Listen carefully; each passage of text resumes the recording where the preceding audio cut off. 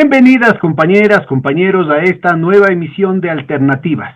Marco Flores, un distinguido economista, miembro de varios foros y una voz cantante en lo que tiene que ver con lo que está sucediendo en la economía, ha tenido la gentileza nuevamente de aceptar nuestra invitación. Y vamos a seguir conversando lastimosamente del deterioro en tantos frentes de la situación económica, pero también de más golpes a la población. Muchas gracias, Marco, bienvenido. No, un gusto, Pedro, poder compartir contigo y con tu audiencia estos temas que son importantes para los ecuatorianos, ¿no? Y especialmente en momentos como los que está viviendo el país, y no solo en momentos que vive el país, sino los años que ya son 8 que estamos viviendo bajo tan difíciles circunstancias. La única pena es no poder ofrecer buenas noticias, por lo menos en el área económica, en el área de la seguridad, porque hacia allá se la ha llevado al país y hacia allá se ha conducido la economía. A tus órdenes. Bueno, no es hace mucho que la última vez conversamos y desde entonces para acá se han venido nuevos golpes a la población ecuatoriana, el más reciente, el aumento del precio del diésel. ¿Cuáles son tus comentarios al respecto? Bueno, lo primero que a mí me llama poderosamente la atención y lo que evidentemente no debería haber ocurrido es que el presidente de la República ofreció reiteradamente no tocar el diésel, el precio del diésel. En su momento también ofreció no subir el IVA. Y las dos cosas se han incumplido y un presidente no puede hacer eso. Pero en lo que tiene que ver especialmente con el diésel, él insistió muchísimo en señalar que no tocaría el precio del diésel, dio las razones que expuso durante la campaña y sin embargo esto no se ha cumplido. Porque eso quiere decir que la gente pierde credibilidad en el presidente. El presidente debe cumplir su palabra a toda costa. Y en esto hay que reparar mucho, ¿no? Porque este tipo de cosas no deben producirse ni deben permitirse. En lo que tiene que ver con la decisión que ha tomado el gobierno, primero es una decisión que, como tú bien sabes, está presionada por el Fondo Monetario Internacional. Pero no solo es el Fondo Monetario Internacional, son los grupos de poder del Ecuador, son los neoliberales criollos, que son peores que el Fondo Monetario, los que están tras de todo esto. Los que lo que quieren es seguir reduciendo el riesgo país para entrar al mercado internacional, a colocar bonos. Y porque el negocio de los bonos en el Ecuador, desde hace mucho tiempo, es un negocio extraordinario para quienes compran a la baja y venden al alza. El 20 de marzo el 27 de marzo del año 2020, cuando se inició la reestructuración de la deuda con tenedores privados de los bonos ecuatorianos, el precio de los 11 paquetes de bonos ecuatorianos estaba en 27 centavos en promedio, es decir, valían muy poco. Para nuestra audiencia, disculpa, Marco, quiere decir que de cada dólar se podía conseguir en el mercado secundario a 27 centavos. Se podía haber Exactamente. comprado con un dólar, se podían haber comprado $4 en definitiva. Así es. Si tú comprabas $100 en bonos, lo único que tenías que pagar era $27 y te daban $100 en bonos. Esa era la cotización en promedio de los 11 paquetes de bonos. Se hizo el canje, teníamos 11 paquetes de bonos, hoy tenemos 3 paquetes de bonos, los bonos 2030, 2035 y 2040. Para que la gente tenga una idea. La negociación terminó con un precio promedio de aproximadamente un 40%, que fue alto, fue más alto que el de Argentina, que negoció paralelamente al Ecuador. Por eso Otra, quería. otra interrupción. Pregúntese, compañera, compañero, quién se quedó con la diferencia. Entre 40 y 27 hubieron $13 de aumento solamente por las negociaciones. Por eso te digo que este siempre ha sido un negocio conocido en el Ecuador, donde hay ecuatorianos sin duda en eso, sin duda hay ecuatorianos. Eh, y probablemente podemos más o menos intuir quiénes pueden encontrarse, qué bancos pueden encontrarse Claro. atrás de esto. Pero no se necesita ser un genio para darse cuenta. Porque además son los mismos de siempre, ¿no? Sí, son los que Son han los, estado en son en los este de negocio siempre. a costa del pueblo ecuatoriano desde la desaparición del presidente Roldós, ¿no? Claro, pero es importante tocar este tema para que la gente se explique muchas cosas, ¿no? Bueno, les decía que se canjearon por, al final del día, a 40 centavos del valor nominal. Es decir, el Ecuador daba $400 y le daban bonos por 1.000. Tenía un descuento del 60%. Los bonos tenían el precio de 40%. Hoy en día, el bono 20 o 30 tiene un precio del 90%. Es decir, quien compró al 40% ha ganado más del 200%. Pero esas compras son en 300 millones, 400 millones, 1.000 millones. La pregunta es, ¿quién tiene capacidad para comprar semejantes cantidades? Bueno, creo que las respuestas sobran. Entonces, eh, claro, ¿por qué el precio de los bonos ecuatorianos en los mercados internacionales ha subido tanto? Porque paralelamente, o más bien dicho, inmediatamente luego de la compra de los bonos, viene la receta. Entonces, la receta es bajar el precio del riesgo país para que vuelvan a subir los bonos. Compré bien barato y tengo que hacer que el precio de los bonos suba para vender bien caro y tener un gran negocio. ¿Y cómo se hace eso? Lo primero, haciendo lo que hizo el señor Moreno. Lo primero que hizo el señor Moreno fue traerle al Fondo Monetario Internacional. Aquí un paréntesis. ¿Quién manejaba la economía en épocas del señor Moreno? ¿Qué banqueros estaban atrás de la economía ecuatoriana? ¿Quiénes eran los muchachos de mano de los banqueros en puestos de ministros o de gerentes del Banco Central? ¿Quiénes estuvieron en el famoso consejo asesor del señor Moreno? Bien, trajeron al Fondo Monetario y el Ecuador se introdujo en las políticas del Fondo Monetario y desde ahí hemos seguido con el Fondo Monetario. Entonces, cuando los tenedores de la deuda ecuatoriana ven que viene el Fondo Monetario, están felices porque inmediatamente saben que el fondo va a sugerir, va a proponer, va a imponer, que es lo que ha venido haciendo desde esa época. Por ejemplo, que se reduzcan los empleados públicos, echar gente a la calle, se reduzca la inversión pública, se reduzca el gasto público. Le hablan a la gente del Estado obeso. Ya vamos a ver qué tan obeso es el Estado. Le hablan a la gente del Estado obeso. Esas son las recetas tradicionales del Fondo Monetario, por eso se conoce como la receta única. Pero además le dicen que suba los impuestos y le dicen que elimine los subsidios. Con todas esas medidas, el riesgo país se reduce sustancialmente. ¿Qué ha venido haciendo el Ecuador todos estos años? Exactamente eso. Por eso ahora tenemos un riesgo país que seguramente va a estar por debajo de los 700 puntos, a lo mejor en 600 puntos. ¿Y por qué se toma en cuenta el riesgo país? Porque entonces cuando el riesgo país está bajo, los bonos están muy altos y el negocio se mejora sustancialmente. Claro, el riesgo país bajo le puede ayudar al Ecuador a emitir nuevos bonos y colocarlos en el mercado, porque 100 puntos del riesgo país, que probablemente ahora estará en 700, debe haber bajado. 700 puntos, ¿qué significa? 100 puntos significa 1% de interés. Entonces, 700 puntos de 7% de interés.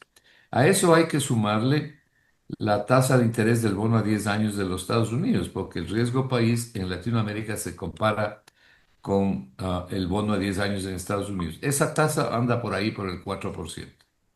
Entonces, si tenemos 600 puntos, 6% y 4% de la tasa gringa, el Ecuador tendría que emitir nuevos bonos al menos al 10%. Y eso también para ver si le compran en estas circunstancias. Entonces, claro, hay mucha gente que está desesperada porque baje el riesgo país. Más adelante me referiré a las alternativas que tiene el Ecuador ahora mismo, en este mismo momento, antes que el mercado internacional. Porque una de las cosas claves, Pedro, que te quiero decir es que el Ecuador tiene que hacer todos los esfuerzos posibles para ir sustituyendo la deuda externa por deuda interna, como lo ha hecho Japón. Y ahí volveré yo al tema del riesgo Solo país. déjame subrayo un elemento para nuestra audiencia. A ver, en primer lugar, de 27 centavos se termina pagando 90 centavos gracias a la labor abnegada, entre comillas, de unos ministros de finanzas lo que han logrado es tener mejores negocios en el tema de los bonos, pero que no han arreglado en absoluto las cuentas fiscales, porque se supone que todo esto era el esfuerzo, el ajuste fiscal era para reducir el déficit fiscal. O sea, es que cada año el déficit fiscal es más grande y cada vez estamos más endeudados, cada vez pagamos más sobre la deuda externa y sin embargo la deuda no deja de crecer. Primer punto. Segundo punto, cuando menciona Marco el tema de que es posible salir ahora, por ejemplo, a los mercados a un 10, yo diría sería por lo menos un 11%, a menos de que bajen realmente las tasas de interés de manera drástica en los Estados Unidos. Y sería esto mañana, pasado mañana. Yo creo que el punto fundamental es que nunca se pierden algunos ministros de finanzas el gusto de sacar a descuento. Entonces, no solamente que se paga esa tasa de interés, sino que de cada $100 que se está vendiendo el valor nominal, el país, el Sí. Ministerio de Finanzas, solo recibe 70, porque dan un premio, entre comillas, al mercado para agradecer la gentileza, la generosidad de los banqueros, de los especuladores que tienen nuestra deuda externa, descontándoles de entrada un 30%. Esto es una práctica común en los últimos años y ha significado un sablazo brutal contra el Estado, con lo cual la tasa real, la tasa efectiva de interés que pagarían estos bonos no sería el 10, el 11%, sino que estaríamos hablando de un 50%. Así es que esto tengamos muy presente porque no se explica de otra manera, porque cada ministro se va a los Estados Unidos, se va con el Fondo Monetario y dice, no, es que yo hice la mejor renegociación del mundo. Resulta ser que la renegociación que hizo el ministro, ¿cómo se llama? El que después se fue al puestazo en Washington a costa de las decenas de miles de muertos adicionales en el Ecuador, Martínez, nos dejó con un servicio de la deuda cuyo pico es a finales de este año, el próximo y el 2027. Estamos fregados. Bueno, has tocado varios puntos. Claro, si es que el Ecuador, aparte de pagar esa tasa, concede un premio, lo cual es un castigo en realidad, no un premio para los otros, un castigo para los ecuatorianos. Entonces, el rendimiento de esos bonos que se colocan suben sustancialmente y la pérdida es para el Ecuador. Pero ya que tocas eso, yo le quiero recordar a la audiencia lo siguiente, porque yo hice una profunda investigación, análisis económico sobre la reestructuración de la deuda. Am, Casualmente, porque realmente no era algo que yo estaba buscando, casualmente descubrí cuando hacía ese trabajo los pagos adelantados que realizó Martínez en medio de la pandemia, que es uno de los actos más criminales que se han realizado en el Ecuador, porque anticipó los pagos por 2 años, pagos de deuda externa, mientras aquí no había ni siquiera ataúdes para enterrar a los muertos y en la ciudad de Guayaquil, especialmente en Guayaquil, que tú recordarás, los botaban en la calle envueltos El en río. plástico y después se inventaron unas cajas de cartón para poner los cuerpos. Mientras eso sucedía, este sujeto y el gobierno de Moreno anticiparon los pagos 2 años a dos bancos internacionales, a Credit Suisse y a Goldman Sachs. Eh, Uno de los episodios más funestos, pero hablando de estos bonos, Pedro, para quienes no sepan, yo les voy a recordar algo. Les decía que en marzo del año 2020 habían 11 paquetes de bonos. La deuda en bonos ecuatorianos que estaba en manos privadas en el exterior es un decir, porque hay ecuatorianos. Y no es que los ecuatorianos no puedan tener bonos que el Ecuador vende en el exterior. Lo malo es que tengan ecuatorianos que tienen acceso a información confidencial y que se benefician de la información confidencial para jugar con el precio de los bonos y hacer grandes ganancias. Aquí hay algunos tiburones bastante conocidos en ese sentido. Pero bien, les decía, esos 11 paquetes de bonos. Entre esos había el famoso bono 2020. El bono 2020 por aproximadamente 1.600 millones de dólares. El señor Martínez había pagado el 50% de ese bono, había anticipado el pago de ese bono que se vencía en el año 2020, por eso se llama 2020. Había pagado la mitad de ese bono en forma anticipada al 100% del valor nominal en el año 2019, es decir, antes de que se cumpla. Es decir, cuando en Esto, el mercado secundario se estaba vendiendo con 60, 70% de descuento, él pagaba al 100%.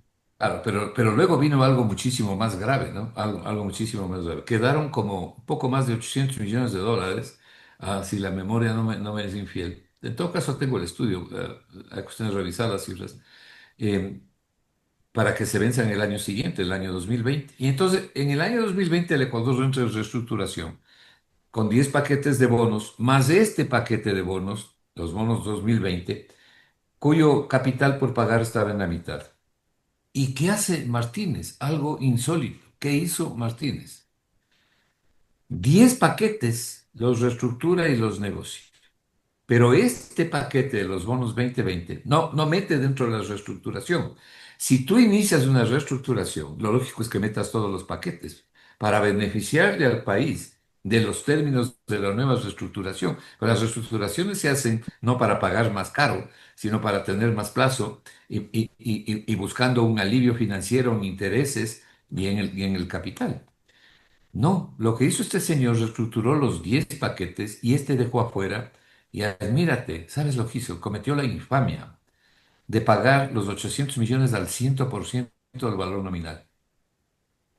En 2 horas el Ecuador perdió 240 millones de dólares. Alguien se metió en el bolsillo esos 240 millones de dólares.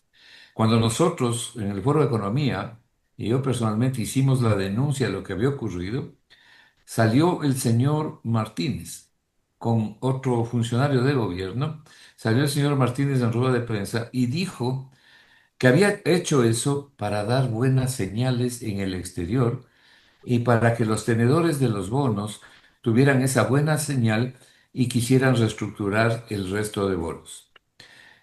Por decirlo menos, fue una respuesta bastante estúpida o bastante cínica todavía.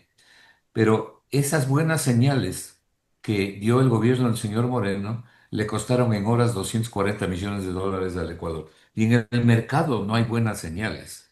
Lo que hay es credibilidad o incredibilidad o incredulidad respecto de una economía, en este caso la ecuatoriana. Este es un hecho histórico en el Ecuador que algún momento habrá que ponerlo sobre el tapete por la forma en que se lo hizo y por las consecuencias que tuvo y muy especialmente en el año 2020 en el que el Ecuador sufrió tanto con la pandemia esta COVID, ¿no? Como recordamos.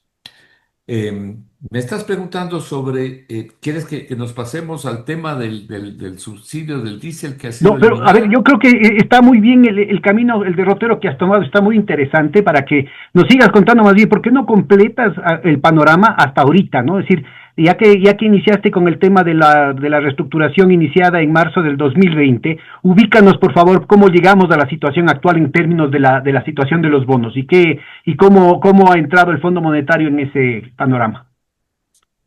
Bueno, el Fondo Monetario mismo lo dice, que está aquí para que los ecuatorianos paguen la deuda. El fondo no niega que el principal interés que tiene no es la economía ecuatoriana, sino que los ecuatorianos paguen la deuda externa. Y nadie dice que no se pague la deuda externa, pero en la vida, como en todo, hay prioridades en la vida, ¿no? Entonces, la prioridad del Ecuador no es el riesgo país. La prioridad del Ecuador es que la gente no se muera por falta de medicinas. La prioridad del Ecuador es y tiene que ser que los niños tengan escuela y los jóvenes tengan colegio, universidad y no estén faltando 450.000 matrículas porque las instituciones educativas del Ecuador están semidestruidas, ¿no? Y ni siquiera tienen capacidad para recibir a la gente, que la gente no puede curarse preocupados aquí del riesgo país. Entonces, lo que se ha venido haciendo estos 8 años es implementando las medidas del Fondo Monetario Internacional con el aplauso de neoliberales criollos, de ese coro de neoliberales, estos miserables que están saliendo ahora a festejar y a aplaudir la medida de la eliminación del subsidio al diésel en la forma en que se lo ha hecho, en la forma en que se lo ha hecho. Son los que siempre han estado aplaudiendo este tipo de medidas. Es decir, aquí se ha sustituido la vida de la gente por el riesgo país. Pero hay alternativas al riesgo país a las que me referiré más luego. El hecho es que mientras hablaban del riesgo país, del Estado obeso, a propósito del Estado obeso, en el programa anterior yo les decía, bueno, ¿cómo se mide qué tan obeso es un Estado? Es decir, qué tan grande es el gasto público de un Estado. Se mide calculando el gasto del presupuesto del Estado en relación al PIB. Si tenemos un PIB de 100.000 millones, por ejemplo, y el gasto del presupuesto es 40.000 millones, bueno, la relación del gasto con el PIB es 40%.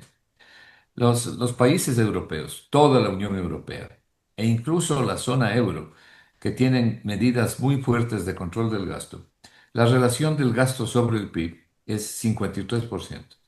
el Ecuador tiene el 38%. Y países Pero, como Francia están cercanos al 70% y países nórdicos están encima del 75%. por eso hablaba yo del promedio, pero la pregunta es, ¿y cuál es el factor principal de expansión del gasto en el Ecuador? ¿Son los sueldos y los salarios? No, no son los sueldos y los salarios. No son los incrementos en sueldo, que de hecho la mayor parte de la burocracia no ha tenido incremento ya desde hace muchos años. Se incrementan policías, se incrementan maestros, se incrementan médicos. Eso ocurría en épocas normales. Hoy a los médicos se les manda sacando y no se han incrementado los maestros, por eso es que no se dan abasto en colegios, escuelas, en fin. El rubro de mayor volatilidad, de mayor crecimiento porcentual en el presupuesto, de lejos, es el pago de la deuda externa y fundamentalmente el pago de intereses. Este presupuesto del año 2025 le obliga al Ecuador a un pago de capital, intereses y los llamados otros pasivos, que es un tipo de deuda que se llama otros pasivos. Tenemos que pagar este año, Pedro, por capital e intereses y otros pasivos, es decir, lo que los economistas llamamos el servicio o la deuda, capital e intereses, 11.700 millones de dólares.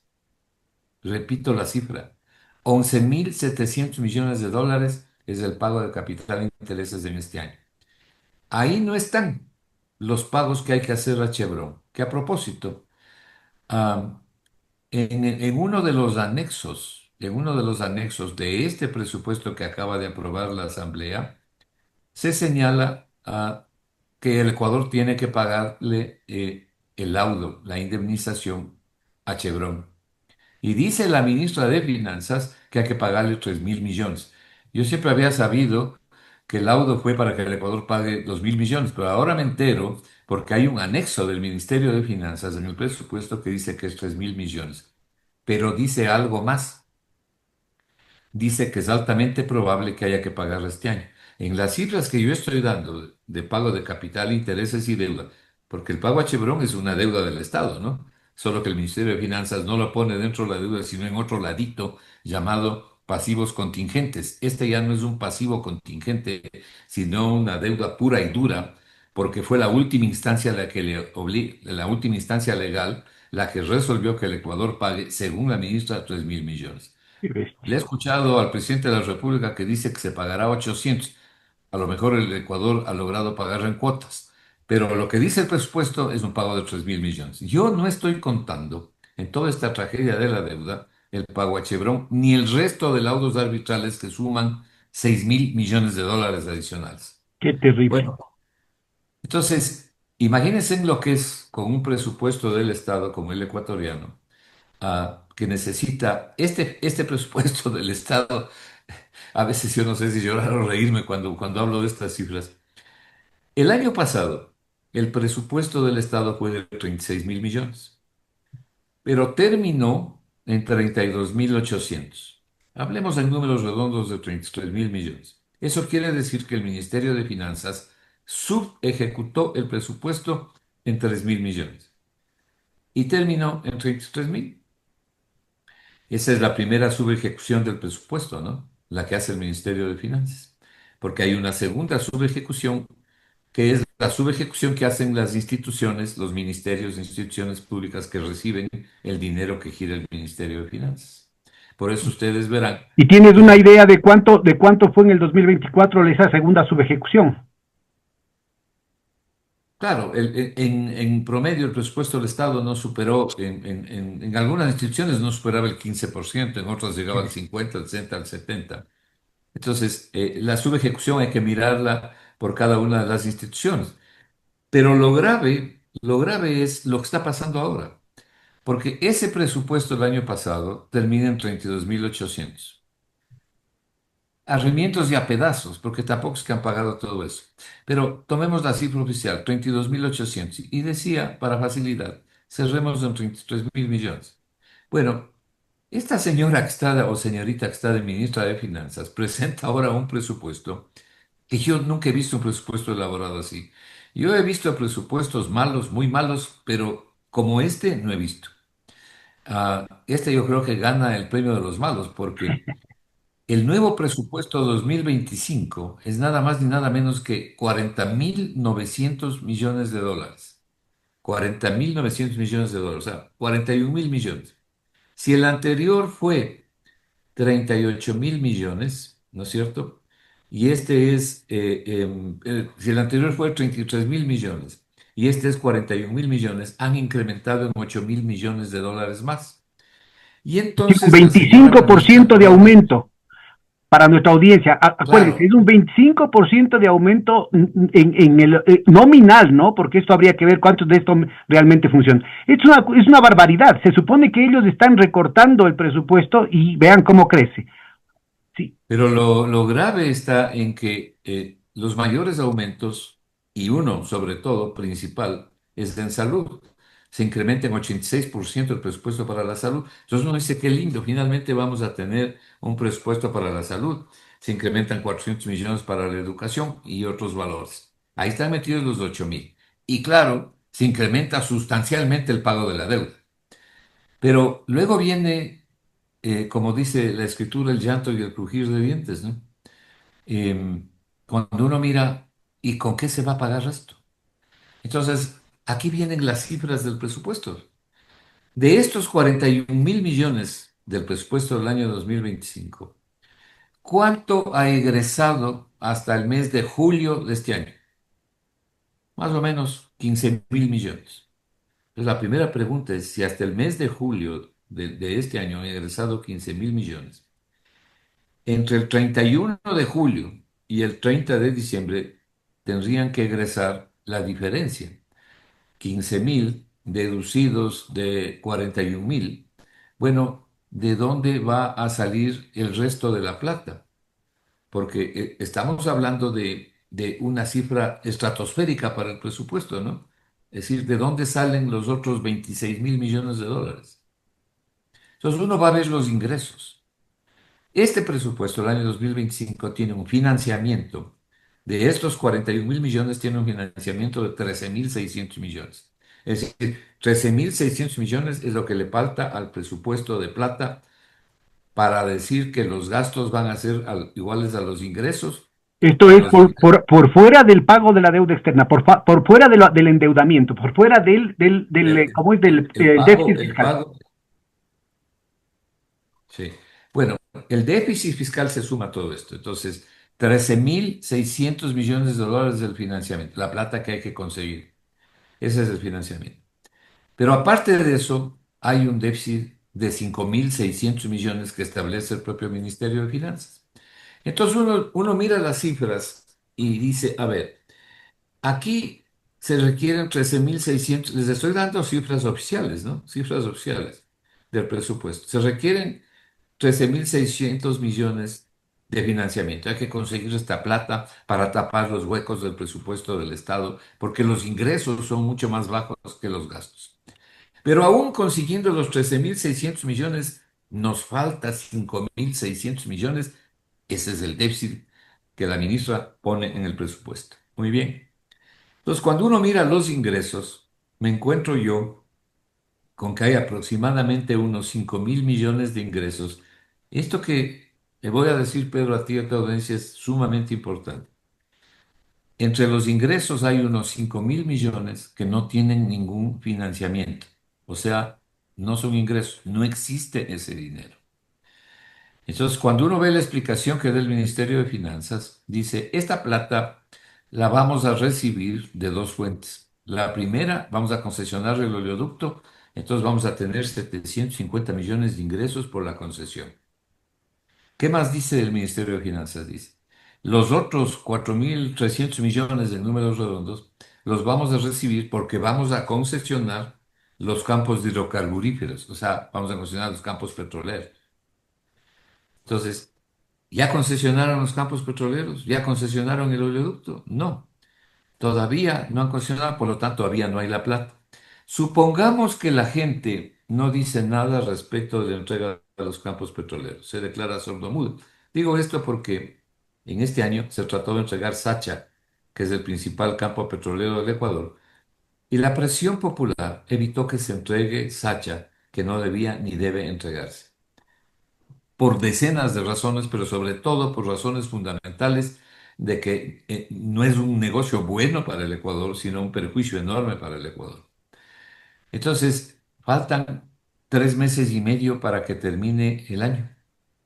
En 3 meses y medio, si es que nadie reclama en el Ecuador, le entrega los campos petroleros, le entrega el oleoducto, que de paso los propios técnicos de Petroecuador dicen que entregar el oleoducto significará 2.000 millones de pérdida para los ecuatorianos en el plazo de entrega del oleoducto. Eso es lo que dice ANTEP en un estudio, la Asociación Nacional de Trabajadores de la Energía y el Petróleo.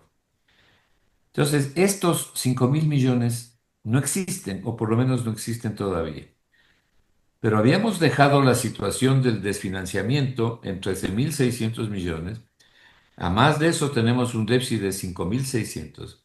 Si no se consiguen estos recursos de 5.000 millones adicionales, el déficit sube, ¿no es cierto?, a 10.600 millones. ¿Cómo te parece? Terrible. Vamos, Entonces, es obvio. déjame recapitulo algunas cosas para ver si lo hacemos un poquito más didáctico para los compañeros. A ver, en primer lugar, ¿no? En primer lugar, fundamental. Dice Marco, son 11.700 millones de dólares de servicio de la deuda externa este año. El año anterior, sí, corrígeme por favor, fueron 8.500 millones de dólares que se pagó y la Así deuda es. no se redujo, la deuda aumentó. Es decir, se sigue pagando cada vez más y la deuda sigue creciendo. Acuérdense todo el bochinche que hicieron, ¿no es cierto? Inclusive cambiaron la ley en contra de su dios pagano, el Fondo Monetario Internacional, que fue el que estaba detrás de los ordenamientos técnicos de la ley anterior. Cambiaron la ley y con esa ley que a finales del gobierno de Correa decía que había un endeudamiento de alrededor del 40% del Producto Interno Bruto, ahora estamos en el 85% del Producto Interno Bruto. ¿Dónde está la plata? ¿Para qué se hizo ese endeudamiento? Primer punto. En la Constitución y en el Código Orgánico de Planificación y Finanzas Públicas se dice tajantemente que solo puede endeudarse el país en el extranjero para activos, para aumentar los activos, o sea, para obra pública. ¿Dónde está la obra pública? Primer punto. Segundo, ¿cómo es? Ya entramos en esta dinámica de endeudarnos para pagar la deuda. ¿Cómo es que seguimos pagando la deuda? 8.500 el año anterior, 11.700 de este año y la deuda no para de crecer. Ya estamos cerca del 100% del Producto Interno Bruto como peso de la deuda externa y los gurús de la economía, los medios de comunicación, la academia no dice nada. Acuérdense de todo el bochinche que se hizo en el año 2017, mintiendo. Y ahí estábamos hablando del 40%, ahora estamos cerca del 100% y nadie se da por aludido. Primer punto. Segundo punto, clarito esta cuestión. Una cosa es el déficit, es lo que se dice, lo que está por debajo de la línea, es decir, el flujo de ingresos menos el flujo de egresos, ¿no es cierto? Estamos hablando de 5% del Producto Interno Bruto. A eso se suma el hecho de que no hay financiamiento por 13%, 13% del Producto Interno Bruto en términos redondos. Asumamos que son 100.000 millones para ilustrar la cosa. Estamos hablando de más del 15% del Producto Interno Bruto que no tiene financiamiento. Y eso que no se está gastando todo lo que supuestamente se programó gastar. Y en áreas tan graves, tan delicadas como el tema de la salud. O sea, los cientos de muertos por enfermedades catastróficas, el tema de las diálisis, el tema de la falta de insumos en los hospitales, el tema de la falta de equipamiento y de reparaciones, pero de elemental, ya no hablemos de elemental salud, sino de elemental dignidad en las escuelas, en los colegios. Entonces, claramente, ¿no es cierto?, de lo que estamos hablando es que ahí sigue faltando plata. ¿Cómo es que se sigue recortando año tras año, se sigue recortando el gasto, la inversión, se sigue haciendo el ajuste fiscal a la gente pobre y el hueco fiscal sigue aumentando? Porque los ricos no pagan impuestos, porque lo primero que hizo Noboa, ¿no es cierto?, es perdonarse él a su familia y a sus amigos miles de millones de dólares. No son solamente los 150 millones de dólares que debe su familia. Estamos hablando de que siguen aprobándose nuevas, o sea, siguen sin pagar las deudas con el SRI, estas familias de oligarcas, y siguen aumentando lo que se conoce como el gasto fiscal, que es el subsidio que se entrega a las grandes empresas. No sé si nos puedes conversar un poquito de este subsidio, porque si no se dice, ¿dónde está la plata? Bueno, tú has hecho aquí una reflexión que es muy importante, ¿no? Has dicho, bueno, la deuda se ha incrementado de manera sustantiva. Por ejemplo, el año pasado, la deuda incrementó en 6.000 millones de dólares. El incremento neto de la deuda pública fue 6.000 millones de dólares, es decir, una cifra gigantesca. Y has dicho, ¿dónde está la plata? ¿Por qué entonces no tenemos recursos y ha pasado todo esto? ¿A dónde se ha ido la plata de la deuda? El problema es que esta deuda lo que ha hecho es incrementar los pasivos del país, pero no ha incrementado los activos. ¿Cuánto se incrementan los activos? Uno se puede endeudar, pero depende en qué use la plata. Si esa plata se usa para construir hidroeléctricas, para construir puentes, para hacer escuelas, para hacer colegios, para hacer hospitales, entonces los activos se incrementan. Pero cuando comparamos los activos y los pasivos, resulta que la plata ha incrementado los pasivos, la deuda ha incrementado los pasivos, pero no los activos. Entonces, ¿por qué? Porque no tenemos crecimiento económico. Lo que nosotros llamamos la formación bruta de capital fijo, es decir, el incremento del patrimonio del Estado, no existe. La deuda entró por la ventana, por la puerta y salió por la ventana. ¿A dónde se fue la deuda? Bueno, se ha ido a gasto corriente y se ha ido a pagar, se ha contratado nueva deuda para pagar vieja deuda y también es la plata que ha salido del país, que se fue al exterior, que no es cualquier cosa, ¿no? No es cualquier cosa, la plata que ha salido del Ecuador. Entonces, en el Ecuador no ha quedado el beneficio, lo que han quedado son los pasivos y las obligaciones. Y eso es bastante malo para un país porque en este momento sucede lo que está señalando Pedro.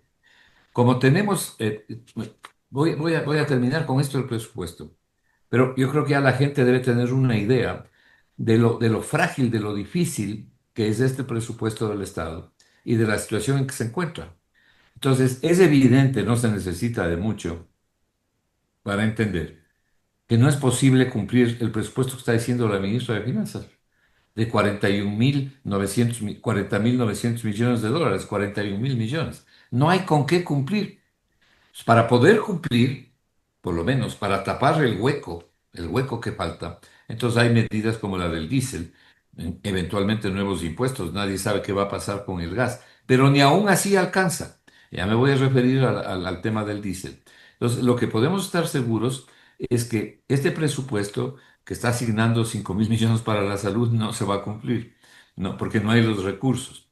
Y les decía, si hasta el mes de julio, al mes de julio, el Ministerio de Finanzas ha egresado 15.000 de 41.000.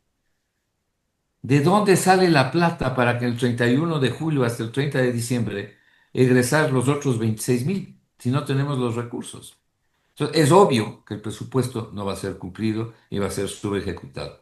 Pero ¿por dónde comienza esa subejecución? Por la inversión, por la inversión. En este año, el nuevo presupuesto establece un plan anual de inversiones de 2.500 millones de dólares. ¿Qué es el Plan Anual de Inversiones? Es parte del presupuesto del Estado, es un listado de las principales obras de inversión que se quiere hacer. Entonces se ha listado 2.500 millones para el Plan Anual de Inversiones. Pero cuando uno mira la ejecución del Plan Anual de Inversiones, ¿sabes cuánto es, Pedro, la ejecución del Plan Anual de Inversiones hasta julio? Yo imagino, 100, 145 millones. qué barbaridad. Esa es la cifra del propio Ministerio de Finanzas. Es decir, se pone en el papel 2.500, pero en los primeros 7 meses se han ejecutado 145 millones. Oye, yo creo que es importante ubicar esto. En la época de Correa hubo un año en que se gastó más de 14.500 millones. O sea, estamos hablando de 100 veces más. Bueno, fueron 2 años, el 2013 y el 2014, así fue.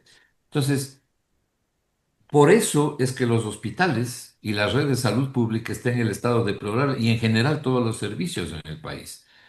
Servicios como sacar una cédula o o sacar un pasaporte, ¿no? Todo es un desastre, ¿no? En los juzgados no hay papel, no hay tinta. Están exigiendo a las personas que tienen que utilizar este tipo de oficinas que vayan llevando el papel. Y no es ninguna exageración. Entonces, la situación es crítica. Bueno, ¿Por pero si qué? están obligando a los enfermos a que lleven hasta el mertiolate a los hospitales, pues hermano. Así es. Entonces, la situación es crítica, ¿por qué? Porque para poder cumplir con el pago de la deuda y cumplir con bajar el riesgo país, como no hay recursos, lo primero que desaparece es la inversión pública. Y no solo la inversión pública, entonces también se echa gente a la calle, se entregan activos principales del Estado para hacer caja. Porque incluso si es que se entregarían los campos petroleros, lo que yo creo es que van a entregar el oleoducto, eso seguramente van a alcanzar a hacer. Si se entrega eso, son ingresos temporales.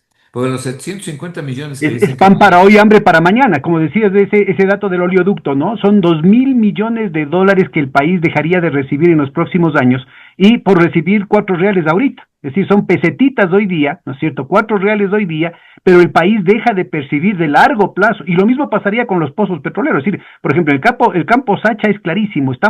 El país se mantuvo durante medio siglo con los ingresos del campo Sacha.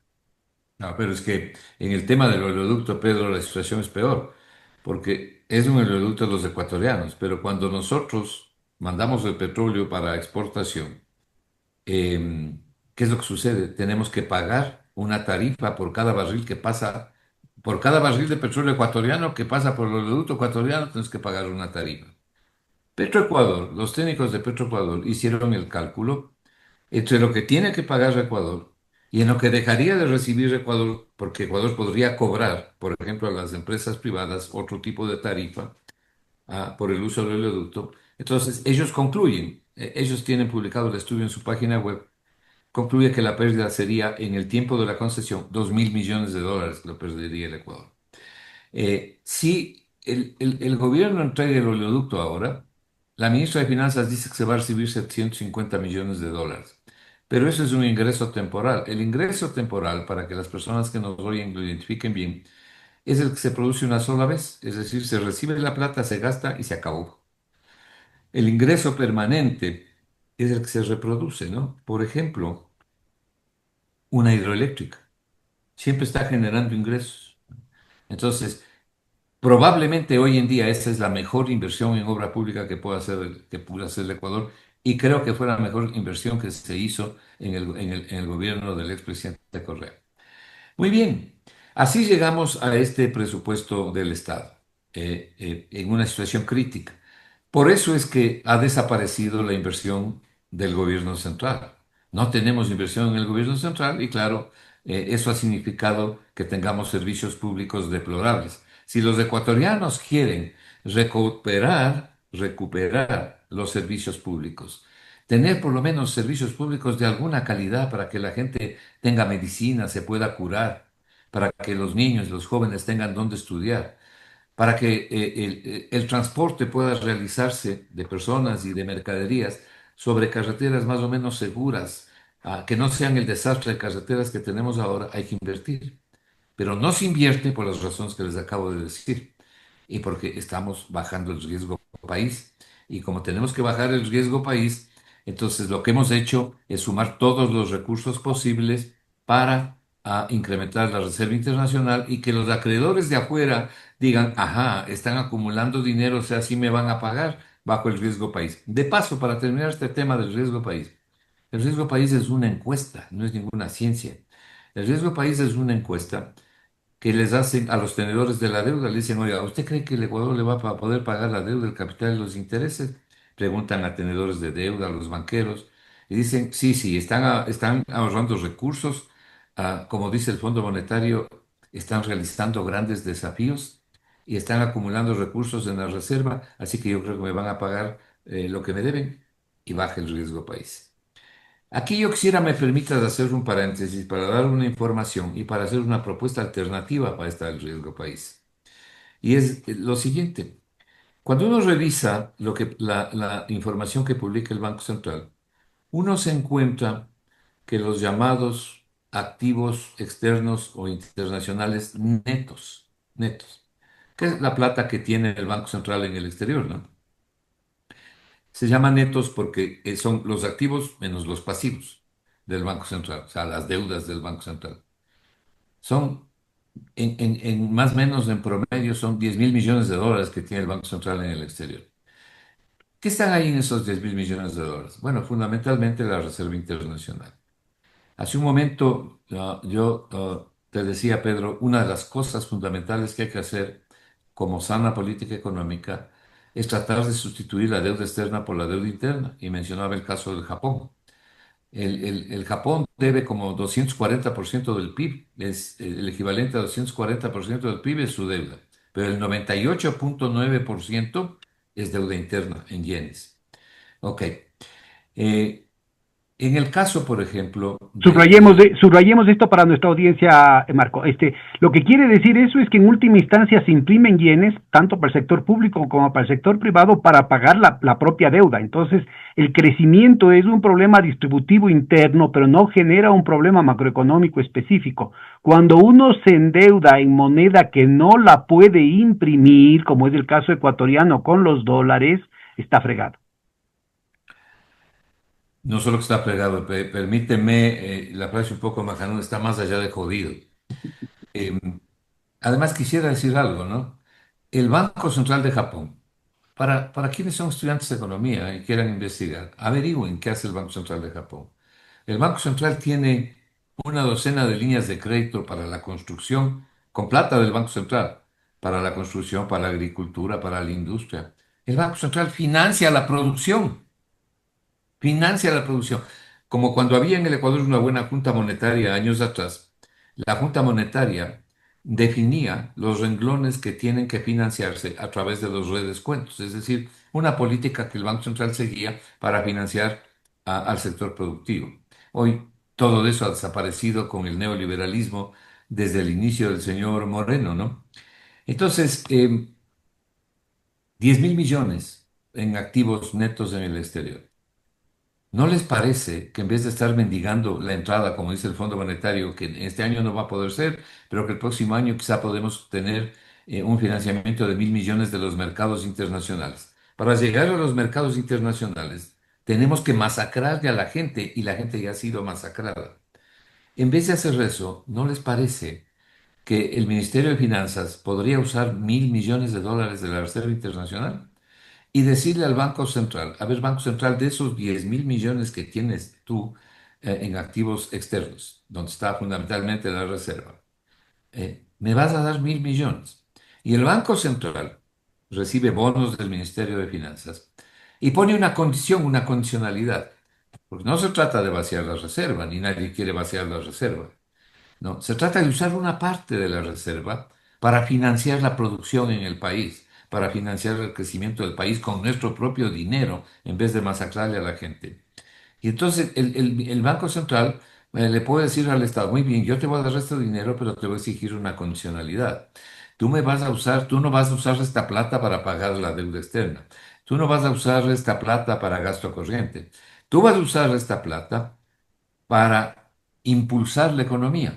Vas a abrir créditos, vas a dar dinero para que se abran créditos y financiamiento al sector productivo, a los agricultores, a los campesinos, vas a hacer obra pública, le vas a dar plata al Ministerio de Obras Públicas para que arregle un poco este desastre de carreteras que tenemos y generes así crecimiento económico y empleo. ¿No nos suena esto racional? Esa es buena economía. Pero no, el neoliberalismo niega esa posibilidad. Y en el gobierno del señor Moreno, cuando el señor Moreno ya estaba de retirada, se aprobó aquí una ley llamada de defensa de la dolarización, de defensa de la dolarización. Primero, la dolarización no necesita que defienda a nadie, pero así le llamaron ¿para qué? Para engañarle a la gente. Y en este Y esa caso sí, ley, cabe aquel dicho, no me defiendas, compadre, porque en realidad es un y chaleco, es un salvavidas de plomo el que le lanzaron los oligarcas y el Fondo Monetario a la dolarización ecuatoriana, favoreciendo la fuga de capitales, precisamente manteniendo esa reserva internacional intacta como cash colateral para las operaciones de la banca privada que facilitan esa fuga de capitales. desgraciadamente la gente juzga la dolarización exclusivamente por lo que significa el poder adquisitivo. Dicen, mantengo el poder adquisitivo del dinero, y en eso tienen razón. ¿Por qué? Porque estamos hablando de dólares, ¿no es cierto? Que es una moneda dura. Pero aquí hay que hacerse dos preguntas, ¿no? ¿Por qué el resto de países de la región no han dolarizado? Claro. ¿Por qué no han dolarizado? Si tan maravilloso es esto. Bueno, el Ecuador dolarizó porque la situación con el señor Maguad era más allá de crítica. Entonces fue un salto que dio la economía ecuatoriana alrededor de la crisis bancaria, en fin. Pero ese es otro capítulo. Lo Pero acuérdate, cierto es, el Fondo Monetario Internacional decía de dientes para afuera, decía que estaba en contra de la dolarización, pero hicieron todo lo posible por retardar los desembolsos, por generar tal situación que, y por obligar al Banco Central a que ponga 150% de intereses en las compras que hacía de esterilización, con lo cual tenía, pagando los intereses, tenía que más que duplicar la base monetaria. Pues. Entonces, imagínate lo que eso significó. Por eso le premiaron al representante residente, el señor Thornton, le premiaron para que se vaya inmediatamente a Buenos Aires para dolarizar Argentina, que es lo que ya se venía. Pero no le resultó. Entonces, esta cuestión es muy importante porque hay que acordarse que en esos tiempos, hace 25 años, la agenda era dolarizar a toda América Latina. Ecuador era el experimento y se venían a Argentina, estaba ya en marcha El Salvador, Guatemala, y la cosa quedó muy parcialmente. Ecuador y algo El Salvador. El resto de América Latina fue una moda que se desinfló muy rápidamente, ¿no? claro, por eso es que el resto de países de América Latina, con excepción de El Salvador, ¿no es cierto? Ah, todo el resto de países de América Latina tienen moneda propia. Pero el punto aquí es que el nuevo becerro de oro al que adora aquí mucha gente en el Ecuador es la dolarización. Y el segundo becerro de oro que postrados adoran los neoliberales, ¿no? Como nos narra la historia sagrada, ¿no? Cuando Moisés subió y bajó con las tablas de la ley, encontró que estaban adorando un becerro de oro. Y ya saben todo lo que pasó, lo que les dijo Moisés, en fin, y el pueblo fue castigado. Aquí los dos becerros que tiene el Ecuador de oro son la dolarización y el otro es el riesgo país. Pero ni con lo uno ni con lo otro hemos podido salir del hueco estos últimos 8 años. Y estamos en la situación en que nos encontramos. Ya hemos hecho un repaso, aunque sea somero y rápido, de lo que es la situación del presupuesto del Estado. Déjame te Solamente, pongo una nota al pie de página, porque en el Antiguo Testamento tendrías otros pasajes todavía más apropiados que no hacen referencia solo al becerro de oro, sino también al dios Mamón, que es el dios de los fenicios a los que había que sacrificar guaguas para que vaya bien en el negocio. A los bueno, primogénitos, vivitos los quemaban. El dios Mamón es el dios dinero. sí, Vean por favor Isaías. Clarito está esa situación. Así es que cuando estamos hablando de esto, estamos hablando, cuando hablan, ¿no es cierto?, de que algunas mamás que son políticas, algunas primeras damas que son políticas, son las damas de la caridad, del asistencialismo. La gente tendría que darse cuenta de que están las manos manchadas de sangre porque ellas son las que no han pagado los impuestos. Son cientos de millones de dólares personales de ellas que han generado muertes que pudieron haberse evitado en el país. aquí es donde yo hago una primera pregunta, ¿no? Me hago la pregunta, yo mismo le hago a Pedro la pregunta y le hago a la gente que nos escucha la pregunta. Es decir, hago una pregunta en voz alta. Luego de 8 años de este sistema neoliberal en el Ecuador, inaugurado por el señor Moreno, ¿los ecuatorianos están mejor o están peor? Pues no hay a dónde irse. No Ahora, me refiero, no me refiero al grupo pequeño de ecuatorianos que está en la cúspide de la pirámide poblacional, ¿no? Me refiero a los 7,4 millones de ecuatorianos que el INEC dice que son pobres en el Ecuador, de los cuales, ¿no? Hay 5 millones viviendo con menos de $3 al día, 2 millones viviendo con menos de $1,70 al día. Es decir, personas que no tienen ninguna capacidad de ahorro.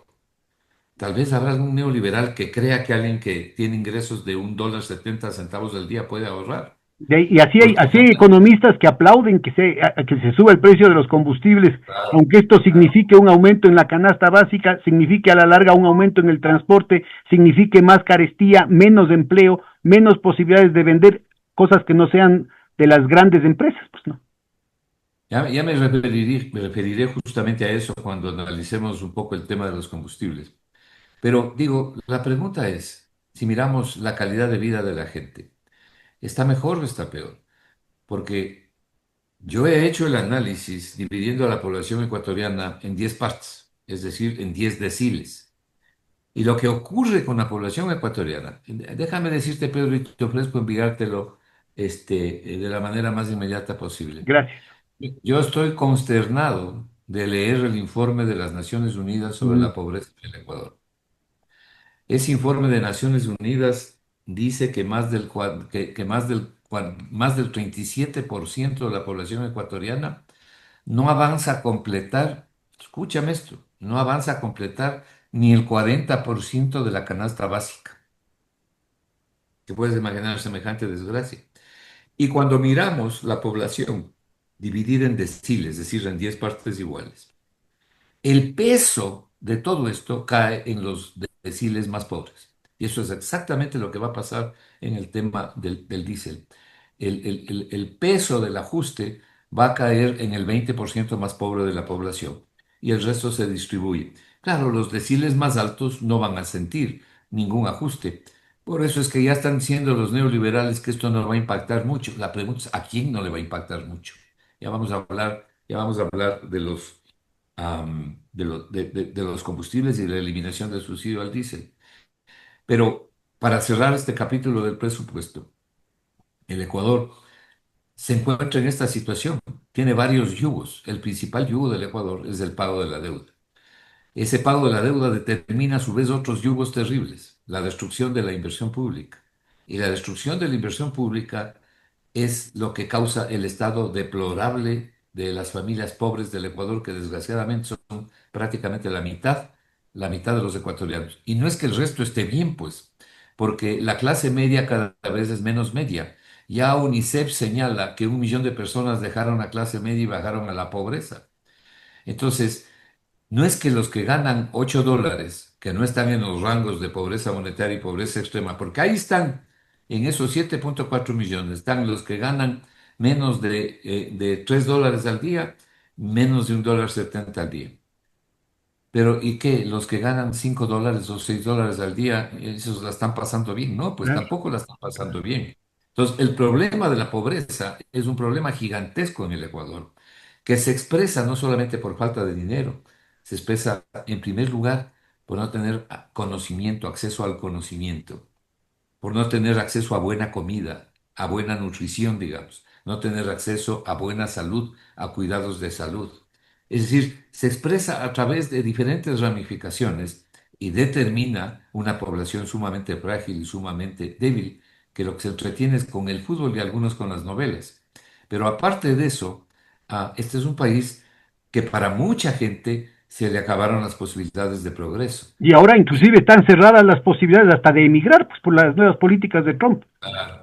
Y en general del mundo, ¿no? Y en general del mundo, ¿no? Ahora, Como déjame que antes de que cierres este capítulo, no sé si vos estás siempre bien enterado de las broncas que hay al interior del Fondo Monetario Internacional que han venido escalando en estos últimos años, meses, y que algunas han aflorado, digamos, ya al público, ¿no? Ya dos importantísimas economistas de muy alto nivel del Fondo Monetario Internacional han renunciado por discrepancias internas y una de ellas acaba de renunciar la semana anterior mandando al diablo textualmente y diciendo que técnicamente es una vergüenza lo que ha hecho el Fondo Monetario Internacional con el nuevo desembolso que le va a dar a la Argentina, ¿no es cierto? Que ya se sabía que el desembolso brutal, que era ilegal desde la perspectiva argentina y que era ilegal desde la perspectiva del propio Fondo Monetario Internacional porque significaba darle a la Argentina más allá de su cuota y darle cuando se sabía que esa plata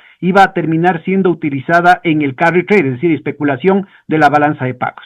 Ese crédito que le dieron a Macri por razones electorales ya era una barbaridad.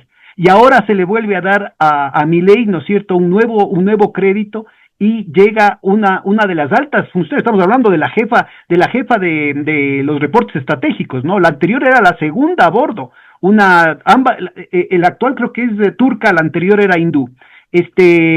Ambas mujeres digamos, muy ortodoxas y toda esa situación, pero las dos salen rabiando respecto al hecho de que el Fondo Monetario, lo que es un secreto a voces, el Fondo Monetario Internacional no dura nada. Porque es obvio que Argentina no va a poder pagar ni la deuda anterior ni la actual. Es obvio que Ucrania jamás ha tenido pensado pagarle al Fondo Monetario Internacional. Y en los propios informes internos del Fondo Monetario Internacional, en las cartas de intención internas del Fondo Monetario Internacional con el Ecuador, han puesto en duda el que el Ecuador pueda repagar la deuda. ¿Cómo ves vos esta situación? ¿A dónde se está llevando la cosa cuando hasta los propios Estados Unidos están con una deuda, dicen, ¿no? Que son ya 37 millones de millones la deuda federal, pero que sumada la de las estaduales y sumada los niveles los niveles no contados, estamos hablando de más de 47 millones de dólares de deuda de parte de los Estados Unidos. La situación de Europa no es menos grave. Están hablando de que el Fondo Monetario va a tener que recurrir, va a tener que intervenir en Francia, en Inglaterra, al menos, y bueno, no se diga el resto de los países que ya hace largo rato vienen arrastrando sus problemas de deuda. ¿Cómo ves vos la situación de sobreendeudamiento a nivel internacional? Y en ese contexto, digamos, ¿cómo se perfilan las imposibilidades de pago del año 2026, 2027, que son obvias para el caso del Ecuador? Es que hacia allá vamos, ¿no? A unos países peor que otros, en ese caso también el Ecuador, a una nueva crisis de la deuda, ¿no? Como la que ya ha vivido el Ecuador en años pasados. Pero esta con características mucho más preocupantes por la destrucción del crecimiento de los servicios sociales y de la estabilidad social y emocional de la gente, ¿no? Europa, tú citas Europa. Europa es un continente estancado desde hace 10 años. Solo hay que mirar el crecimiento económico promedio de Europa. ¿Y qué es lo que le ha estancado a Europa? El austericidio, el austericidio. Por eso es que Joseph Stiglitz, el Premio Nobel de Economía 2001, dice que quisiera saber cuál es el país a quien el Fondo Monetario le ha ayudado a salir de la crisis. Claro, Porque si no hay algo, uno. no, no existe ningún país. Y eso es lo que yo les repito a los neoliberales, ¿no? Digan ustedes cuál es el país que ha salido de la crisis Ahora lo para están ver. poniendo en vitrina a Polonia, pero Jeffrey Sachs ha sido muy enfático en mencionar la diferencia del tratamiento. Por razones geopolíticas, el tratamiento diferencial del ajuste que se hizo en Polonia con el que se hizo en el resto de países de la Unión Soviética, o lo que eran los países de la Unión Soviética en ese entonces, en los cuales en ambos casos participó él personalmente, y en el caso de Polonia estuvo acompañado el proceso de privatizaciones con una inyección gigantesca de recursos de parte de los Estados Unidos, de parte de la banca de la City de Londres, de parte de otros, de Frankfurt y de otros centros financieros en Europa Occidental.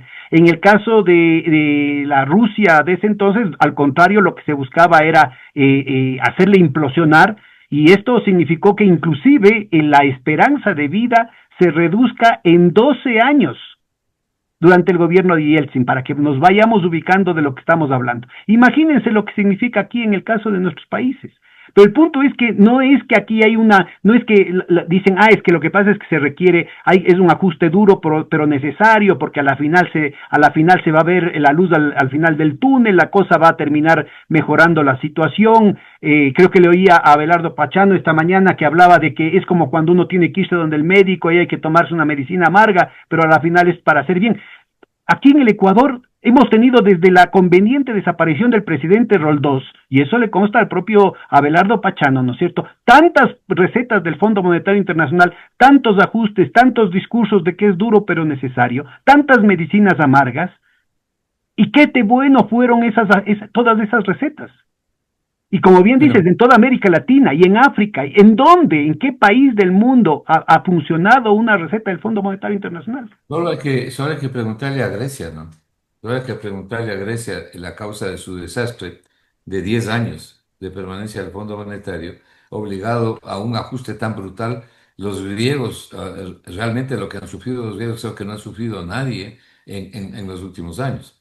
Y Grecia se comienza a recuperar, o coincidencia, cuando el Fondo Monetario desaparece del medio en el año 2018. Para nuestra audiencia, subrayen por favor y tengan presente, no me crean a mí nada, métanse a chequear la información en el Internet, hay un montón de textos que muestran claramente que a lo largo de los siglos estos momentos de sobreendeudamiento en Europa siempre acaban en guerra. Y cuando les refería a Grecia, tal vez vale la pena también señalar algo que es importante, ¿no?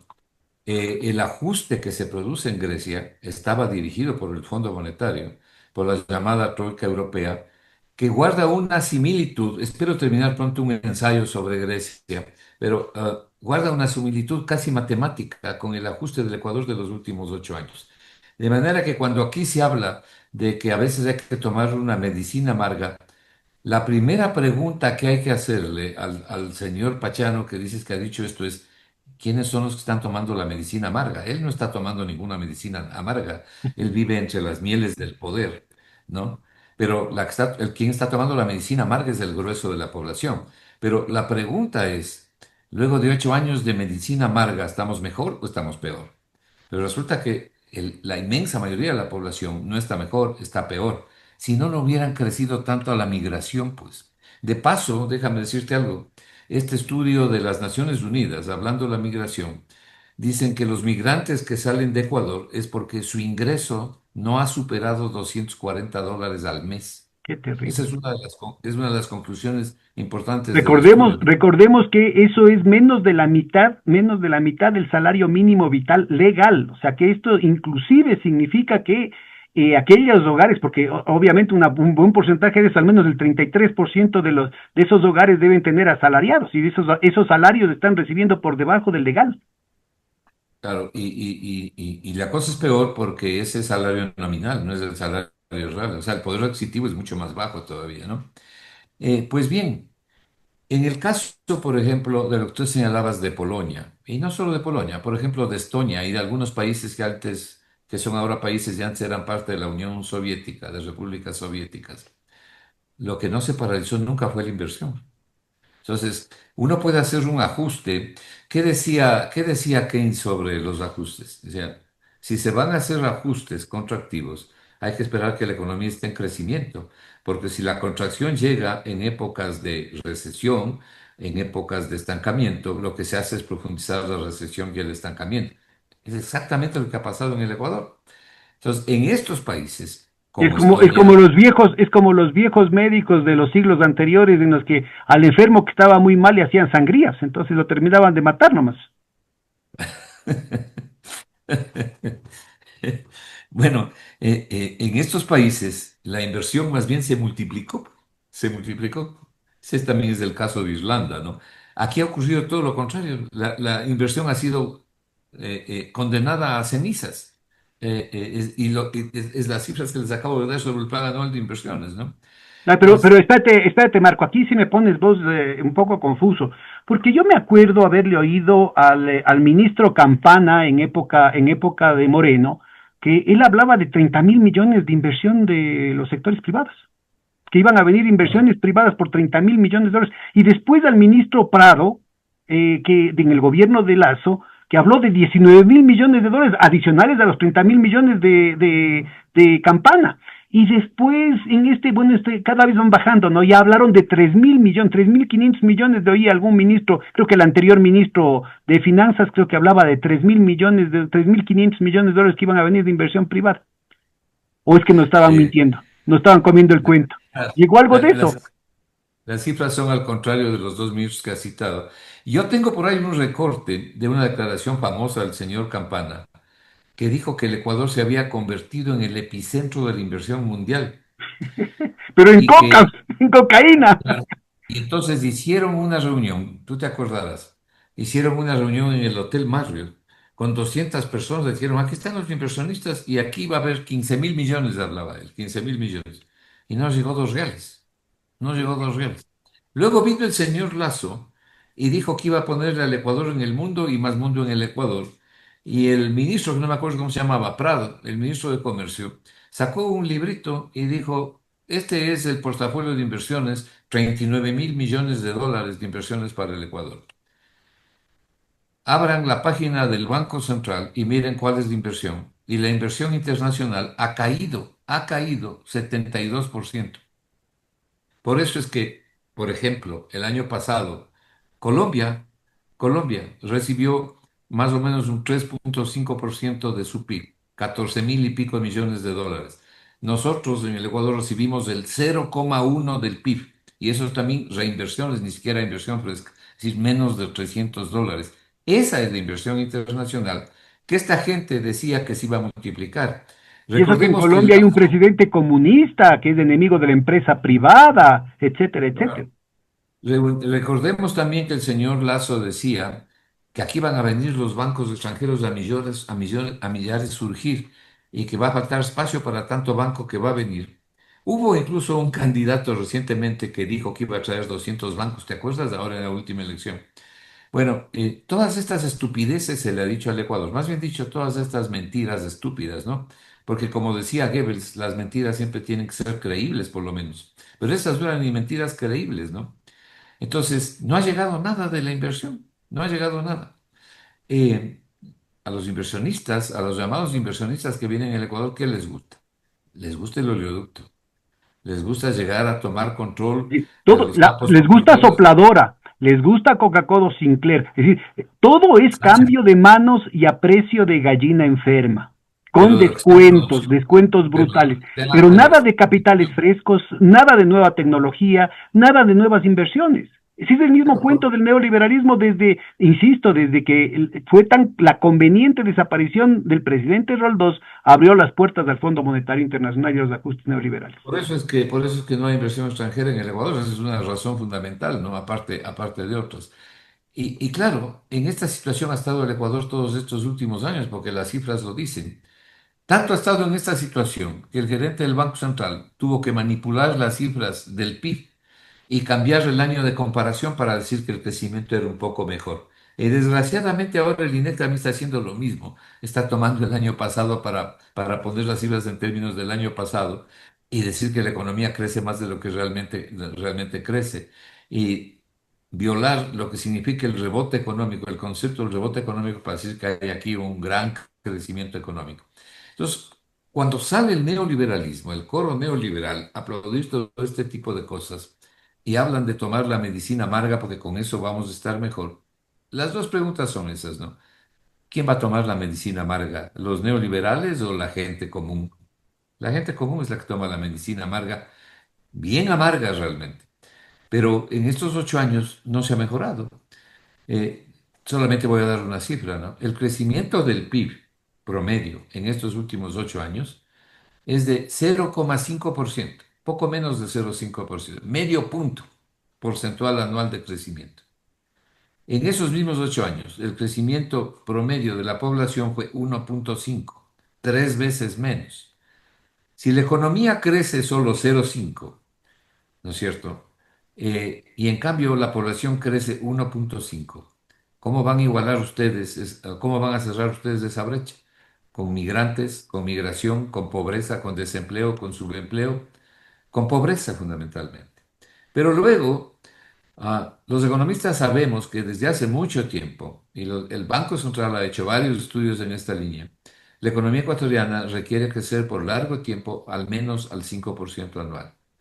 Pero resulta que en estos últimos 8 años ha crecido a 10 veces menos, al 0,5%. ¿Cómo podemos mejorar? Entonces, ese crecimiento exiguo sirve para que se quede los beneficios de ese crecimiento en la gente más poderosa, la que está encima, en la punta de la pirámide de la población. No llega al resto de la gente. Entonces, el resto de la gente vive en ignorancia, es parte de la pobreza, ¿no es cierto? Y vive en la situación en que se encuentran Y varios lastimosamente millones. son pocos los académicos que trabajan sobre esto porque si estuvieran pendientes no permitirían esta otra gran mentira que es lo que estabas mencionando hace un momentito, el cocinar las cifras, ¿no? Si hay cambian las cuentas nacionales, cambian las metodologías de las estadísticas sociales, boicotean con deuda externa a un costo brutal, boicotean el censo por primera vez, el censo de población no vale para maldita la cosa porque quieren justamente hacer agua lodo de todo, para que nadie pueda, y quieren ahora convencernos de que el año 2025 va a crecer la economía en 3,8%. Bueno, Bueno, pero además dijeron que se ha reducido la pobreza, ¿no? Entonces, mira, yo creo que la situación es de cerrar los ojos y de seguir caminando seguros hacia el abismo. por eso es que yo creo que el informe de las Naciones Unidas, que está hecho por una docena de expertos, no es que ha hecho una o dos personas, que les ha tomado bastante tiempo y también bastante dinero la investigación, resulta crucial.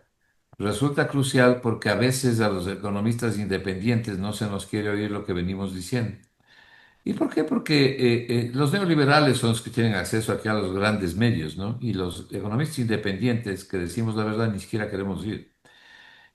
Pero hay toda una suerte de engaño colectivo, es decir, para tener a la población idiotizada, planteándole cosas que no existen, como un presupuesto que está en situación crítica y la situación de la gente sobre todo, ¿no? Porque cuando se habla del Estado estamos hablando de la gente. La economía existe para que la gente viva mejor, para que la gente progrese, pero no se está haciendo buena economía. Están progresando muy pocos. Acaba de salir, Pedro, el último informe de gasto tributario del SRI. Gasto tributario para nuestra audiencia es el eufemismo que utilizan para los tremendos subsidios que da el Estado a los ricos, a las grandes empresas. Cuando se trata de los sectores populares, ahí es una cosa terrible. Ahí se llaman subsidios, como este tema de los combustibles, como el tema del gas, como el tema del diésel. Cuando se habla, en cambio, de la gente rica, se llaman estímulos fiscales y se registran con una serie de manipulaciones contables como gasto tributario. En estos últimos días hice un análisis y un cálculo sobre qué le ha significado o qué le significa en 12 meses al fisco la eliminación del subsidio al diésel. Hay cosas muy importantes que observar. Pero quiero anticipar algo, ¿no? Si el gobierno cumple todos los ofrecimientos que ha hecho, es decir, todas las compensaciones que ha hecho, esas compensaciones tienen un costo de aproximadamente, cumpliendo todas, lo cual yo veo muy difícil, de 650 millones. ¿A quienes les van a cumplir? Y ya les he empezado a cumplir es a los transportistas, porque los transportistas son los que tienen poder para paralizar las ciudades. Ellos se preocupan solamente de ellos, ni siquiera parecen ecuatorianos, les vale un comino lo que pasa con el resto de la gente. Arreglan lo de ellos y el resto que se joda. Y eso es lo que ha pasado por años con el sector del transporte aquí. Ellos son los que podrían recibir las asignaciones. Veamos si se cumple el resto de la gente. Pero si asumimos que se entregan todas las asignaciones, ese costo significaría en un periodo de 12 meses 650 millones de dólares. ¿Ok? Pero lo que va a recibir el Estado son como 1.700 millones de dólares. Luego explicaré de dónde salen las cifras, que están basadas en las propias cifras de Petroecuador y del Banco Central. El estudio está, o el artículo, como quieran ponerlo ustedes, está colocado en la cuenta de X y si quien quiera verlo lo puede ver ahí. Ahí están las cifras. Pero el gobierno ha cometido un grave error en la eliminación del subsidio al diésel en la forma en que lo ha hecho. Este subsidio podría y debía haber sido eliminado, pero en otras circunstancias, compensándole a la gente. Aquí no hay una focalización siquiera, Pedro. Aquí, ¿por qué? Porque las compensaciones, la mayoría son temporales o por una sola vez. Es solamente una, es una compensación que si se cumple incorporaría 55.000 em, familias al bono de la pobreza. Y eso tiene un costo de 12 millones y medio de dólares, no es gran cosa en los 12 años. Pero la mayoría 12 de meses. estas compensaciones, 12 millones y medio de dólares, Sí, pero serían las... el periodo creo que son 8 meses en el un caso, 3 meses en el otro caso. No, en el caso de las familias es incorporar a que reciban el bono de la pobreza. Pero ayer sale el señor Luque y dice que en el caso de los choferes van a recibir 8 meses la compensación. Y que a lo mejor esto habría que conversar, dijo, se puede extender 4 meses más. ¿Y qué va a pasar luego de los 8 meses? Van a subir el pasaje, sin duda. Pero la forma en que está establecido esta eliminación del subsidio tiene un impacto bien alto en toda la cadena productiva. Fíjense en que las compensaciones son temporales, algunas por una sola vez, pero el incremento del precio de 1,80 a 2,80 es permanente en cambio. Entonces, ¿qué es lo que va a pasar aquí? Se afecta toda la cadena de producción. Las lechugas que la gente come, ¿cómo llegan? O los tomates o las papas, ¿cómo llegan al mercado mayorista? No llegan en buseta.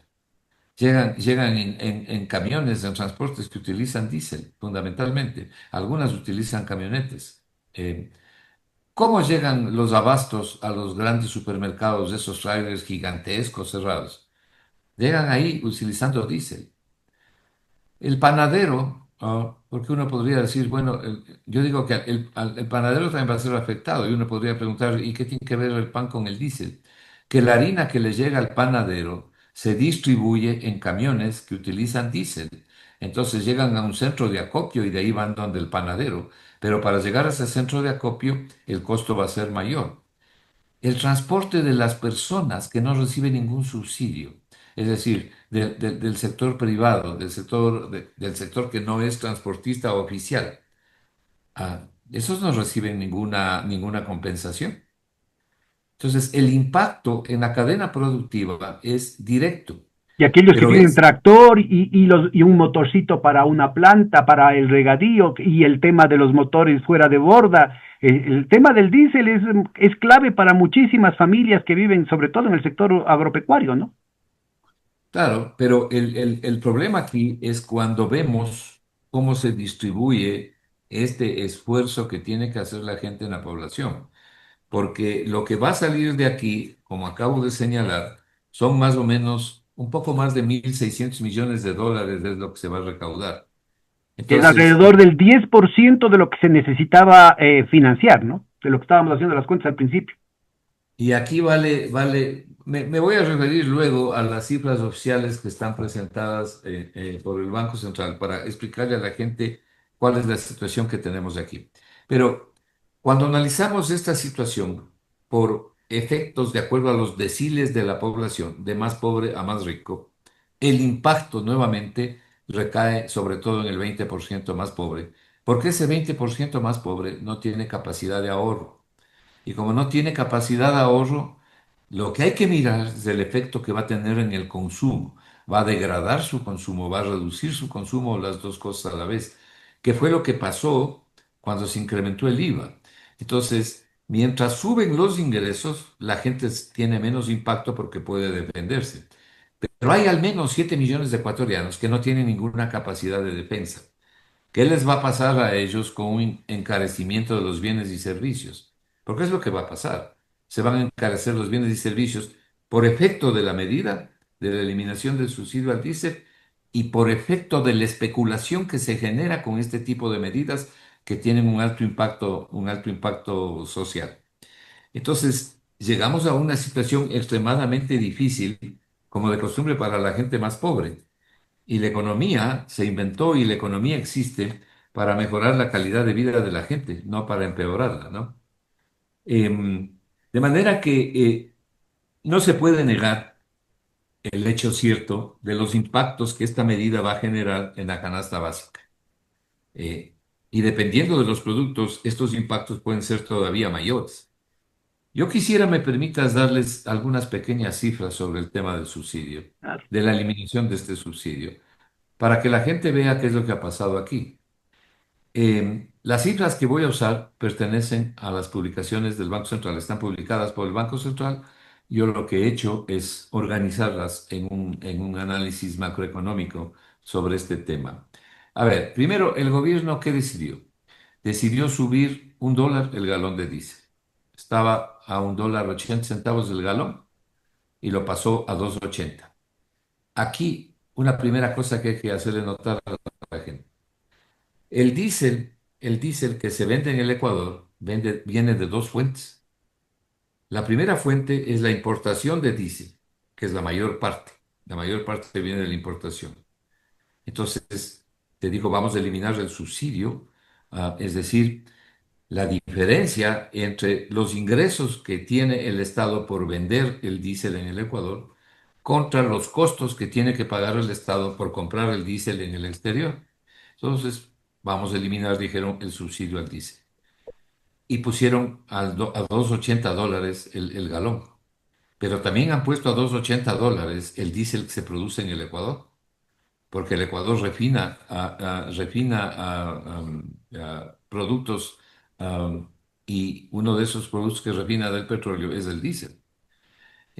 Pero el costo del petróleo, del diésel ecuatoriano de producción nacional, es bastante más bajo que el precio de venta, de manera que no hay subsidio ahí. Sin embargo, también lo sube a 2,80 el galón. No hay subsidio. Ahí, en el mejor de los casos, se puede hablar de costo de oportunidad. ¿Cuál fue entonces el subsidio que ha venido pagando el Estado por la importación de diésel? No son 1.200 millones, como dice la ministra de Finanzas y el señor ministro de Energía. Les invito a que vean lo que dice el Banco Central en su página web. Em, el año pasado, el año pasado, el costo fue de alrededor de 850 millones de dólares, 856 millones de dólares para ser exactos.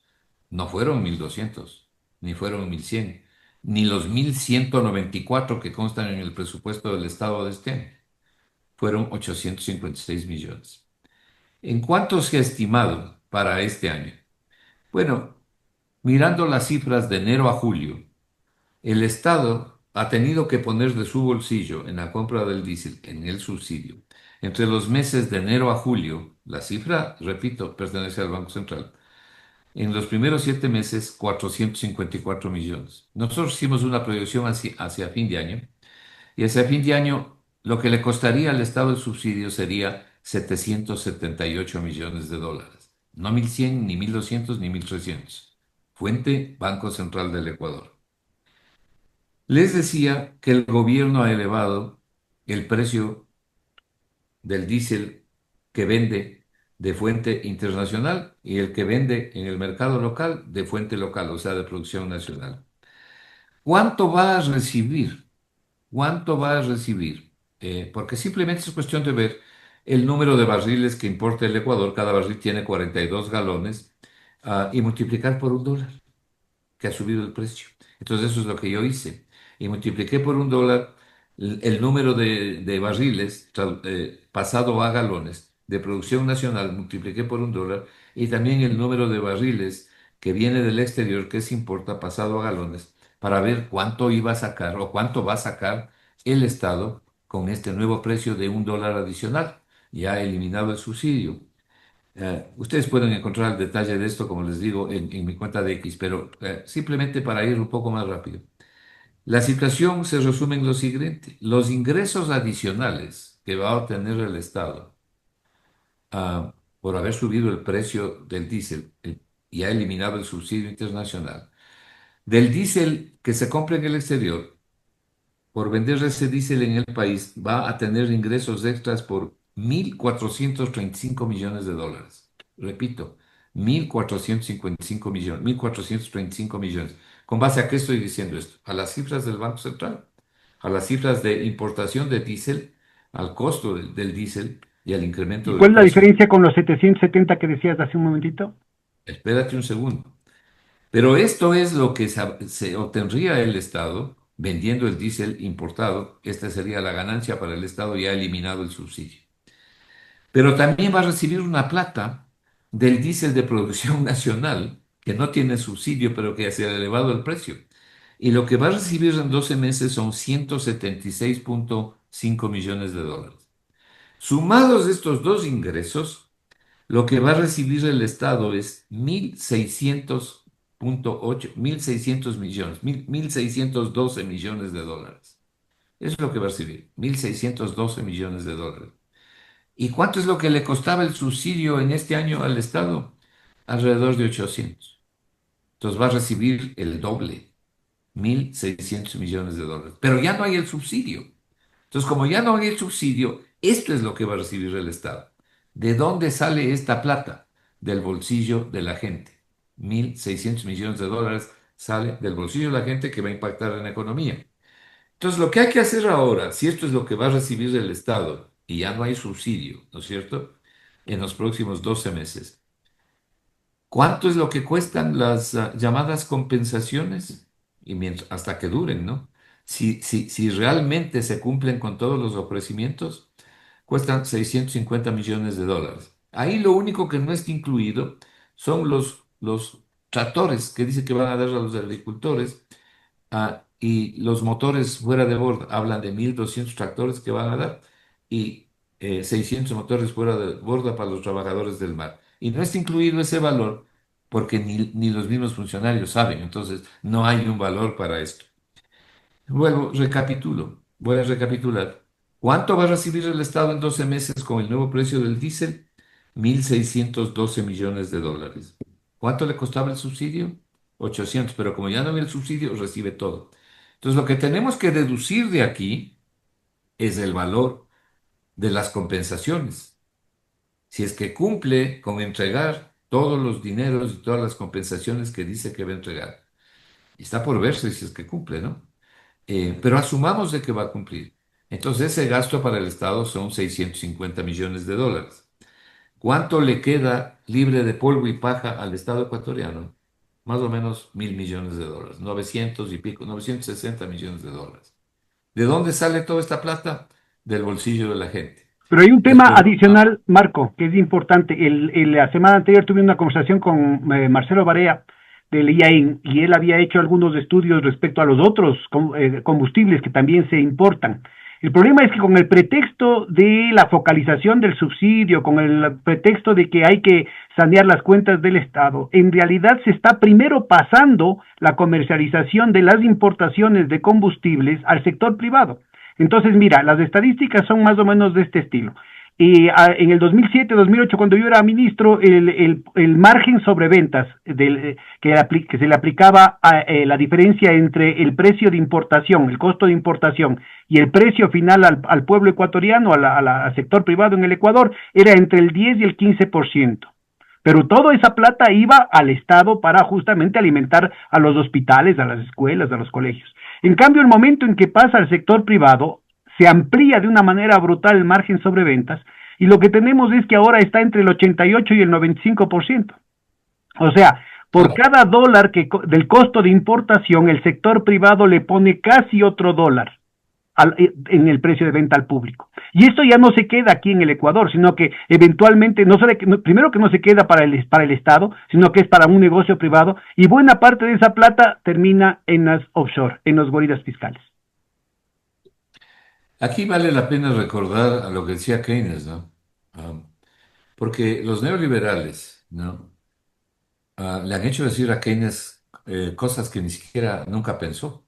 Y claro, ya murió Keynes y no está en posibilidad de venirles a refutar las tonterías que hablan a nombre de él. Estos neoliberales, y sobre todo los neoliberales criollos, que son bastante ignorantes además. Entonces, entre las cosas que decía Keynes, porque dicen, lo que hablan ellos es de que Keynes quería desaparecer la empresa privada, que quería anular el mercado. Todo lo contrario, lo que dijo Keynes, no hay que eliminar el mercado, lo que hay es que regularlo. Entonces, cuando tú hablas, por ejemplo, de esos altos márgenes, ¿a qué se debe? A que los neoliberales son opuestos a la regulación, quieren juego libre. Y en el juego libre, el pez gordo se come al más pequeño, por una razón muy simple, porque las posibilidades de defensa de las personas son muy diferentes. Y vale la pena el ejemplo de las primeras cosas que analizó Joseph Stiglitz, ¿no? El Nobel 2001 cuando hablaba, por ejemplo, de la globalización, ¿no? Y cuando le dieron el Premio Nobel de Economía, él hizo un análisis sobre las asimetrías, o sea, sobre las diferencias, y decía, ¿quién en un mercado está en mejores condiciones de defenderse? ¿Quién tiene un título en economía, en finanzas o en lo que sea de cuarto nivel y tiene una profesión? ¿O el conserje que no terminó ni la escuela? Es obvio la respuesta. Entonces, esa diferencia, para que el otro también pueda vivir, para que el conserje también pueda vivir, tiene que intervenir el Estado y tiene que regular para tomar algo de los recursos que van a quienes más dinero reciben, más dinero ganan y redistribuirlo a quienes menos quieren. Se distribuyen dinero y sobre todo se distribuyen servicios, buena educación, buena salud, buena obra pública, buena seguridad. No, así es como debe funcionar la buena economía.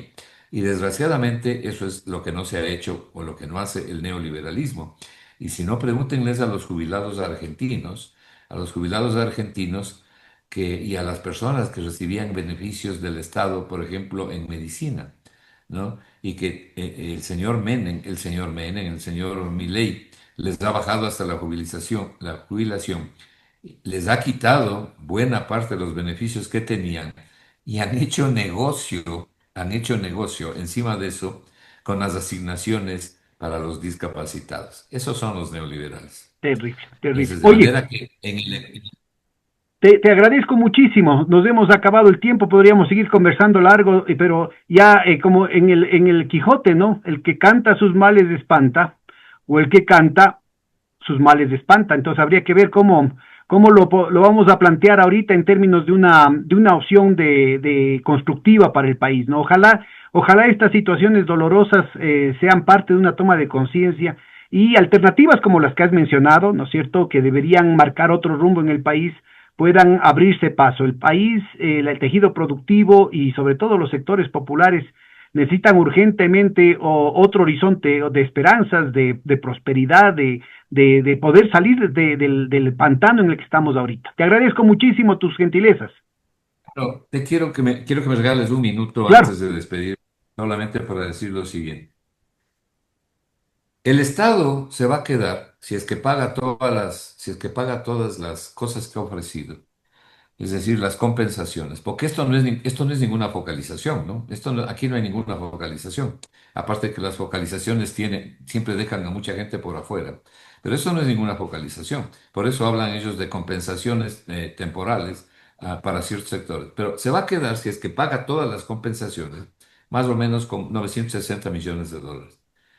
Entonces, ojalá la academia, la universidad, los trabajadores y todas las fuerzas sociales por lo menos le exijan al Estado que ese dinero que sale del bolsillo de la gente vaya para fortalecer la salud, para fortalecer la educación, para fortalecer la salud pública con medicinas, con médicos.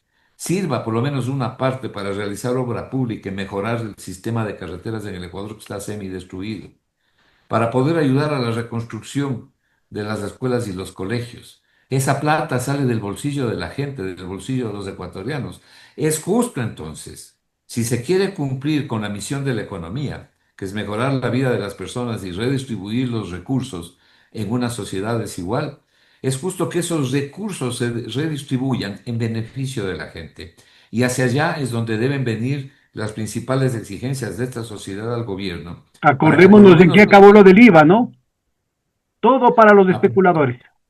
a propósito de lo del IVA, te hago acuerdo de lo siguiente. El IVA está vigente desde el 1 de abril del año pasado. Es decir, los últimos 9 meses del año ya se cobró el IVA del 15%. Eso le significó un ingreso extra al Estado de 1.200 millones. En este año, el ingreso extra es 1.600 millones en el periodo de 12 meses. Estamos hablando de 2.800 millones adicionales solamente desde el 1 de abril hasta el 30 de diciembre de este año. La pregunta es, ¿a dónde fue la plata? El presupuesto del Estado tiene un cuadro que dice que para seguridad han ido 100 millones. ¿Dónde fue la plata? Fue al pago de la deuda, porque el pago de la deuda ha crecido sustantivamente y también a gasto corriente. Simplemente concluyo antes de agradecerte a ti y a tu audiencia en que los ecuatorianos deben pensar el tipo de país que quieren tener. ¿No? Porque este país que tenemos no le ayuda a nadie, no le ayuda a nadie. Y ahora que se ha tomado esta medida, es justo y necesario exigirle al gobierno que utilice estos recursos para ayudar a la gente que menos dinero tiene. Y la mejor forma de ayudarles es a través de inversión en salud, en educación, en obra pública.